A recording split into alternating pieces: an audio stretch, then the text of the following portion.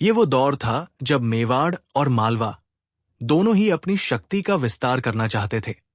मालवा का सुल्तान महमूद खिलजी एक महत्वाकांक्षी शासक था और उसकी नजर मेवाड़ के धन और प्रभाव पर थी। इसी क्रम में उसने मेवाड़ की सीमाओं पर लगातार आक्रमण किए और कई राजपूत सरदारों को अपने अधीन कर लिया। महाराणा कुंभा एक दूरदर्शी और पराक्रमी शासक थे। उन्होंने मालवा के बढ़ते प्रभाव को चुनौती देना आवश्यक समझा। उनके लिए ये केवल भूमि का युद्ध नहीं था, बल्कि अपनी रियासत की आन और स्वाभिमान का प्रश्न था। अपनी हार का बदला लेने और मेवाड़ को सबक सिखाने के इरादे से सुल्तान महमूद खिलजी ने एक विशाल सेना तैयार की। उसका लक्ष्य था मांडलगढ़ के किले पर कब्जा करना, जो मेवाड़ की दक्षिणी सीमा पर एक महत्वपूर्ण सामरिक बिंदु था। सुल्तान की सेना ने मांडलगढ़ की ओर कूच किया।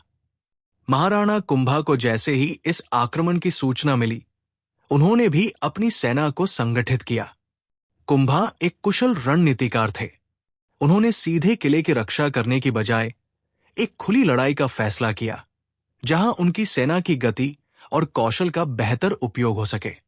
मांडलगढ़ के पास दोनों सेनाएं आमने सामने आईं। ये युद्ध कई दिनों तक चला, जिसमें दोनों पक्षों को भारी नुकसान हुआ।